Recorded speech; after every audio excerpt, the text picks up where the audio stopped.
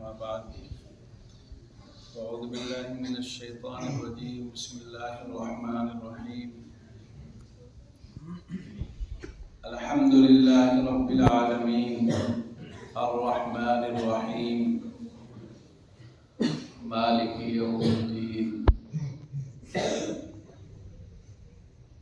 सदक़ल्लाहु मौलाना अज़ीम।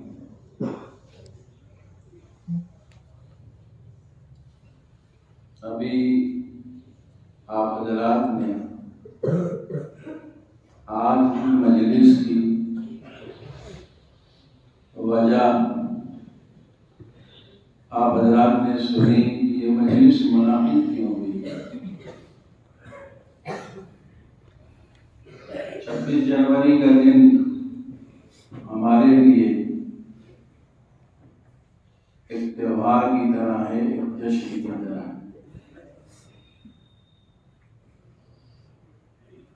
और उसकी पूरी एक तारीख है जो बहुत वसी है।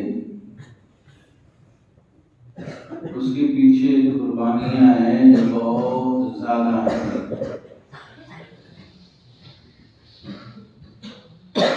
मैं तो बस मुख्तसर बात आप हज़रात को सुनाऊंगा कि आज़ादी का मतलब क्या है, एक और जमहूरियत है क्या, और मुल्क में जमहूरियत का माना क्या समझा जा रहा है। मुल्क तो हमारा 47 में आजाद हो गया, लेकिन ज़हनी तौर पर अभी तक हम और हमारा मुल्क आजाद नहीं हो सका है। इसलिए कि जब किसी से दूरी अख्तियार की जाती है, जब किसी से आजादी चाही जाती है, तो उसके वजूद के साथ साथ उसके कल्चर से भी दूरी अपनाई जाती है। हम तो अंग्रेजों से आजाद हुए, लेकिन उनका कल्चर, उनका माशरा, उनका समाज, उनके तरीके जिंदगी यानी जिंदगी गुजारने का जो तरीका है वो आज भी हमारे मुल्क में बहुत ही ज्यादा सख्ती के साथ चल रहा है और उस पर अमल किया जा रहा है। बल्कि बाद वो चीजें जो मुल्क में नहीं थी, बाद में वो भी तस्लीम कर ली। जैसे हम जिन्स परस्ती वगैरह हमारे मुल्क का न ये नजरिया रहा, न यहाँ का समाज ऐसा रहा जो इन चीजों को पसंद करता। तो आजादी हमारी मुकम्मल हुई नहीं। 47 में तो मुल्क आजाद हुआ, लेकिन ज़हनी तौर पर आज भी हमारा समाज, हमारे मुल्क के लोग वो किसी भी मजहब से ताल्लुक रखते हैं, आज भी उन्हीं के गुलाम, उनका उतारा हुआ लिबास पहनते हैं, उनका किया हुआ अमल करते हैं, उनके तरीक पर चलने की कोशिश करते हैं और उसी में अपने लिए फख्र भी समझते हैं। तो आजादी तो हुई नहीं। आजादी जब होती जब उनकी हम सब चीजें छोड़ देते, उनकी खराबियों को छोड़ देते। बाज़ यूरोपियन ममालिक में इन चीजों पर पाबंदी लगाई जा रही है जो हमारे मुल्क में लाया जा रहा है। जैसे उन ममालिक में अब गर्लफ्रेंड और बॉयफ्रेंड लिविंग रिलेशनशिप जिसको कहते हैं, धीरे धीरे उन मुल्कों में इन चीजों से दूरी अख्तियार की जा रही है। और ये चीजें हमारे मुल्क में बड़ी तेजी के साथ दाखिल हो रही है और उसका असर मुल्क के हर तबके पे पड़ रहा, हर तबके पर उसका असर पड़ रहा और उसकी खराबियां आए दिन समाज में देखने को मिलती रहती। तो आजादी का मतलब ये है कि हम उनकी सब चीजों को छोड़ दें जो हमारा कल्चर था, जो हमारा समाज था, जो हमारे मुल्क की तहजीब थी, उसको इख्तियार किया जाए। लेकिन ज़हनी तौर पर आज भी हम गुलाम हैं। ये एक ऐसी ऐसा सच है जो बड़ा कड़वा भी है और जल्दी समझ में आने वाला भी नहीं। तो मुल्क तो आजाद 47 में हुआ, फिर जैसा कि अभी आपने सुना कि दस्तूर की जरूरत पड़ी, मुल्क को चलाया कैसे जाए, इसलिए वो निजाम उनका बनाया हुआ था। उनके तरीके वो जाबराना तौर पर यहाँ पर हुक्म चला रहे थे, अपनी हुकूमत चला रहे थे। तो ऐसे कानून भी थे उनके कि जो लोग सर उठाते उनके सर को दबा दिया जाता, जो बात करते उनकी जो है कुव्वते गोयाई छीन ली जाती, जो समाज में खड़ा होता उसको मखलूज कर दिया जाता। तो उनका एक निजाम था। तो जब मुल्क आजाद हुआ हमारा, तो लोगों को लगा कि ऐसी चीजें बनाई जाए जो उनकी ना हो, अपनी तरकीब पर बनाई जाए। कमेटी बनी, उसके लिए कानून जो आज है क्या इसी दिन, आज ही के दिन 1950 में हमारे मुल्क में ये दस्तूर नाफिज हुआ, जो हमारे ही मुल्क के समझदार दानिशमंद तबका जो था, जो पूरी एक कमेटी थी, उसमें तमाम मज़ाहिब के लोग थे, उलमा भी थे और दीगर तमाम लोग थे। तो कानून और दस्तूर बना, दस्तूर का नफाज भी हुआ। दस्तूर का पहला जो हमारे मुल्क की पहली जो सदर लिखी गई कि वो हम हिंदुस्तानी अपने मुल्क में किसी भी किस्म की तफरीक नहीं रखेंगे, तमाम लोगों की आज़ादी जो रहेगी, तमाम लोग अपने अपने मज़ाहिब पर अमल कर सकेंगे और तबलीग और इशाअत का काम भी कर सकेंगे, एक दूसरे के हुकूक का ख्याल करेंगे और फिर उसी पर पूरे मुल्क का दस्तूर। और ये मुल्क एक जमहूरी मुल्क का मुल्क होगा, कोई मजहबी मुल्क नहीं होगा। उसके पहले ये लाइन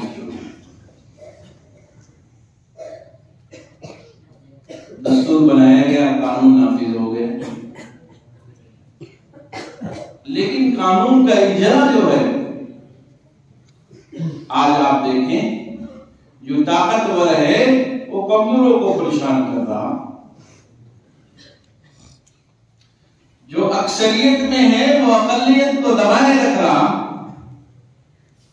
जो ताकतवर लोग हैं वो और दूसरे लोगों के हुकूक को मार रहे हैं और दबा रहे हैं।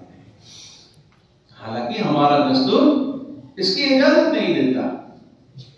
हम एक जमहूरी मुल्क में रहते हैं जिसमें हर किसी को दूसरे का ख्याल रखकर जिंदगी गुजारने का इख्तियार किया गया है। आए दिन के वाकयात और हादसात ये हमें बताते रहते हैं कि एक तबका जो मजबूत होगा वो अपने से नीचे जो कमजोर होंगे उनको जीने नहीं देंगे।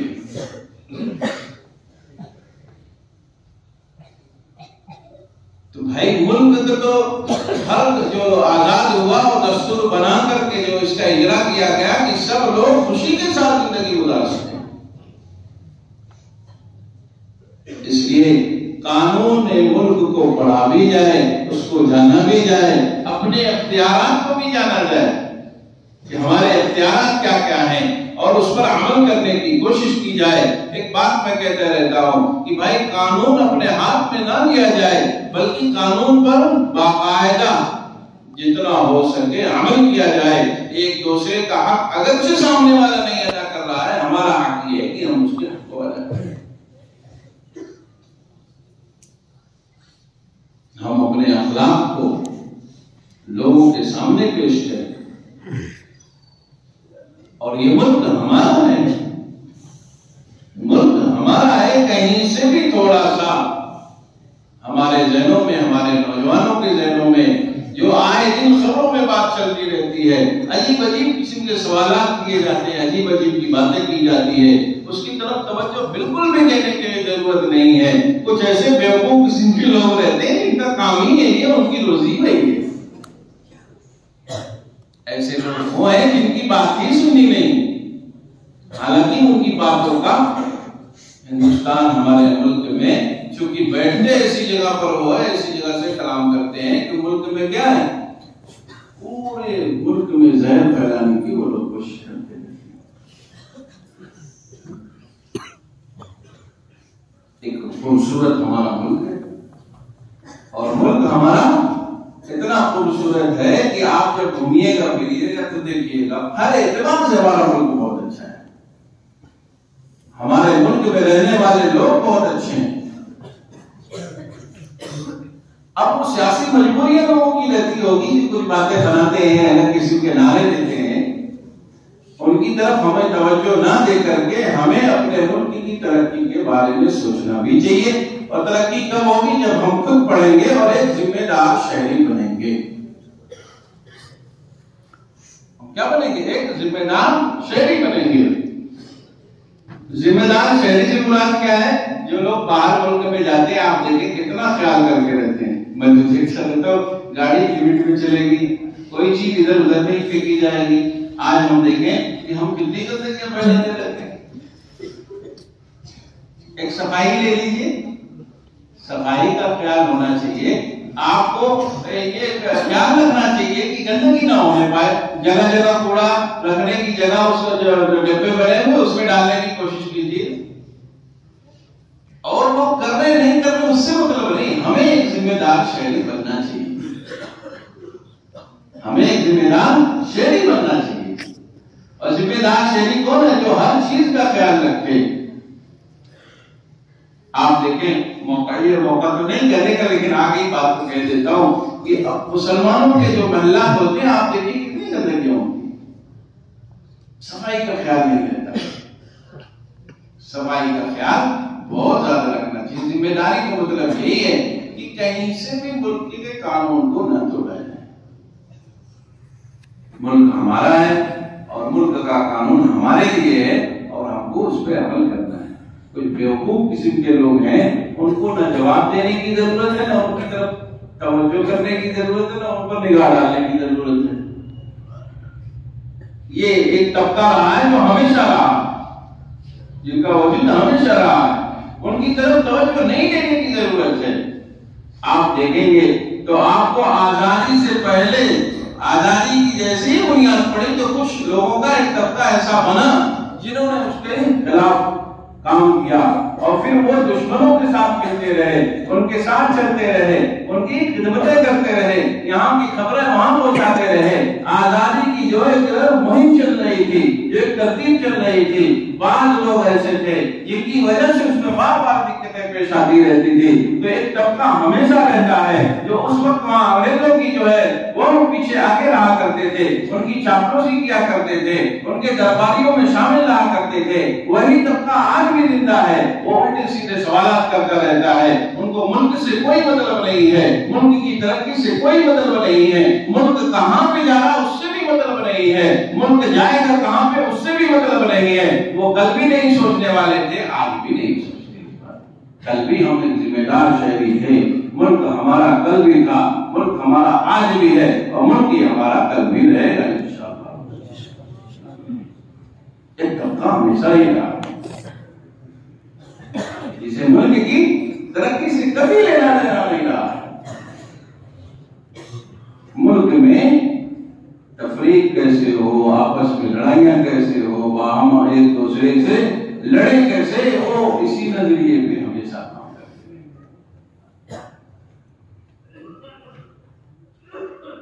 अंग्रेजों के पास रहकर इन्होंने तो हल्फनामा तक लगाया, ऐसे ऐसे लोग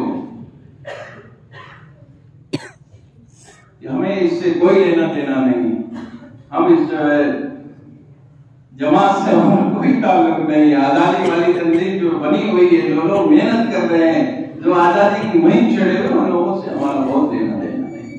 वो दस्तावेज मौजूद है, अदालतों में वो दस्तावेज सब लगे हुए। तो बस हमें दूसरों की तरफ या कुछ बेवकूफ लोगों का जो एक टोला है उसकी तरफ तवज्जो देने की जरूरत नहीं है। उनके कहने से, उनके बोलने की वजह से बाले मर्तबा मुसलमान नौजवानों में भी खामखा एक जोश आ जाता है। वैसे लोग नहीं है जिन्हें तवज्जो दी जाए, वैसे लोग हैं ही नहीं जिन्हें आप अपने मुंह को लगाएं। ये समझेंगे एक तबका था जो हमेशा से रहा है, 57 से लेकर के आज तक 2023 तक मौजूद है। उनके रंग बदलते रहे हैं, उनके रूप बदलते रहे हैं, उनका नाम बदलता रहा है, लेकिन एक तबका हमेशा रहा है और आइंदा भी रहेगा ही।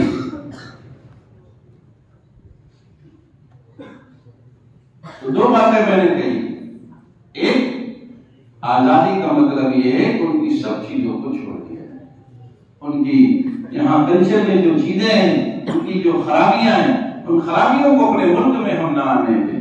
जो नए नई चीजें आए दिन बन रही, कितने ज्यादा इसकी वजह से बच्चियों की इज्जत और इफ्फत पे हाथ डाला जाता रहता है। आए दिन हादसा होते रहते हैं, लोग समझते नहीं इस बात को। यूरोप तौबा कर चुका है, यूरोप रुजू कर चुका है, यूरोप बैक हो रहा है, लेकिन हम है उन चीजों में पढ़ने की पूरी मेहनत से कोशिश कर रहे और लगे हुए। जो चीज फितरत के खिलाफ है, जो चीज नेचर के खिलाफ है, नेचर के खिलाफ है, हम जिन्स परस्ती नेचर के खिलाफ थी, लेकिन उसको लाया जा रहा, उस पर अमल करने वाले लोग भी मौजूद हैं, उस पर चलने वाले लोग भी मौजूद हैं। तो भाई इन चीजों से हमारे मुल्क की तहजीब का कोई वास्ता कभी भी नहीं रहा। हमारे मुल्क में हमेशा एक निजाम रहा है जिंदगी गुजारने का, एक जिंदगी गुजारने का तर्ज और उस पर अमल रहा है। हमारे मुल्क की तहजीब एक अलग रही है हमेशा। चाहे वो किसी भी मजहब का हो, बिरादराने वतन हमारे रहे, आप देख लें पुराने, आज भी गांव देहात में जाएंगे तो हमारे जो हिंदू भाई के घर की औरतें हैं वो हर किसी के आमने सामने घूमना फिरना नहीं करती। एक सकाफत है हमारे मुल्क में।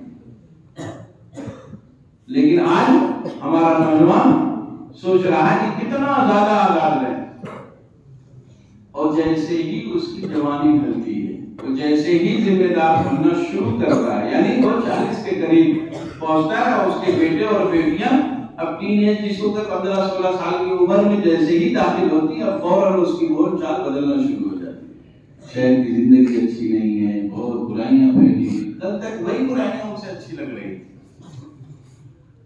कल तक वही चीजें उसको अच्छी लग रही थी, अब अपने बच्चों और बच्चियों को देखकर वो घुटने लगता है।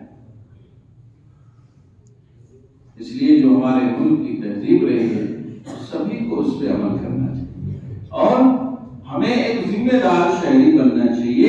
एक तबका हमेशा रहा है जो उल्टी सीधी बातें करता रहा है, उसको हमें जवाब देने की जरूरत नहीं है।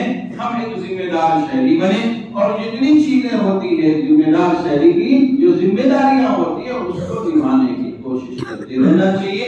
खुद भी करे और दूसरे लोगों को भी तवज्जो दिलाता रहे, दूसरे लोगों को भी तवज्जो दिलाता रहे। और मजीद एक चीज हम कहते हैं कि अपने अखलाक को पेश करने की जरूरत है।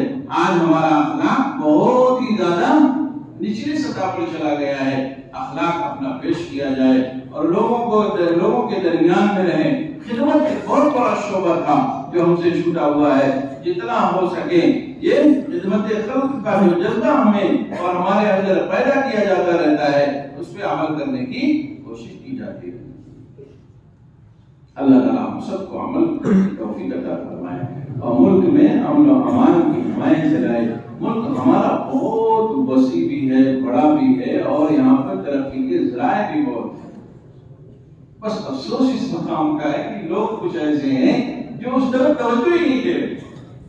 अभी मैं कलकत्ता और लखनऊ के सफर पे था तो मुझे वहाँ लोगों ने सुनाया कि जापान से हमारे मुल्क से बात हुई कि आप अपने मुल्क से कुछ नौजवानों को हमें देख दीजिए, हमारे पास नौजवान खत्म हो रहा है, नौजवान कम हो रहा है, जिसके जरिए से हम काम करेंगे। अब हमारे पास हमारे मुल्क की आबादी का बड़ा हिस्सा ये है जो नौजवान तबका होता है, और उस मुल्क की तरक्की उसी में होती है जिसके यहाँ उम्र जो हो वो जवान को लोगों की ज्यादा अगर होगी तो वहां पर ज्यादा लोग काम करेंगे, तो मुल्क ग्रोथ ज्यादा करेगा, तरक्की ज्यादा करेगा। हमारे मुल्क में बहुत ज्यादा नौजवानों की तादाद है, लेकिन उसमें काम ही पे नहीं लगा दिया, उसको अलग अलग काम पे लगाए हुए, किसी को किसी काम पे लगा दिया, किसी को किसी काम पे लगा दिया। वो बेचारे परेशान है, न उनका भला हो पा रहा है, न उनका अपना निजाम सही चल पा रहा है, न मुल्क की तरक्की हो पा रही, बल्कि मुल्क को और अंदर से कमजोर किया जाता है। जो एक खूबसूरती थी पूरी दुनिया के लिए, हिंदुस्तान एक जमहूरी मुल्क था जिसमें हर तबका के लोग रहते थे, हर मजहब के लोग रहते थे, और अपने अपने मजहब के कई वो बेदार भी थे और काम भी करते थे। यही हमारे मुल्क की खूबसूरती थी। इतना मुल्क इतना बड़ा होते हुए इतने मुख्तलिफ जो है नजरिए के लोग रहते हैं, फिर भी मुल्क इतना अच्छे से चल रहा है। यही हमारे मुल्क की खूबसूरती थी। लेकिन कुछ जो नौजवान बेरोजगार थे उनको रोजगार यही दे दिया गया कि अजीब अजीब से सवाल करते रहो, गलत गलत तरीके से लोगों को परेशान करते रहो। तो मुल्क की तरक्की के बारे में भी नहीं सोचा जाता। तो दो बातें आपको ज़हन में रखनी है। एक ये कि जब किसी से साथ छुड़ाया जाए तो उसकी सबसे छुड़ाई जाए। मुल्क हमारा अंग्रेजों से आजाद हुआ, अंग्रेजियत से आजाद नहीं हो पाया। मुल्क हमारा अंग्रेजों से तो आजाद हो गया, लेकिन उनकी जो जिंदगी गुजारने का तरीका रहा है वो आज भी हमारे समाज में चल रहा है। बल्कि कह लीजिए कि वो भूला जा रहा और बहुत कायदे से मजबूत होता जा रहा है। दूसरी चीज यही है कि हम एक जिम्मेदार शहरी बने और जो हमें इख्तियारात हैं जमहूरी तरीके के, हमारे मुल्क के दस्तूर ने जो हमें इख्तियारात दिए हैं उसको जानना भी चाहिए, उस पर अमल भी करना चाहिए। और मुल्क की तरक्की में हमें कल भी हम थे, आज भी हम हैं, आइंदा भी इंशाअल्लाह हम उसमें शामिल रहेंगे। अल्लाह ताला हम सबको अमल करने की तौफीक दे।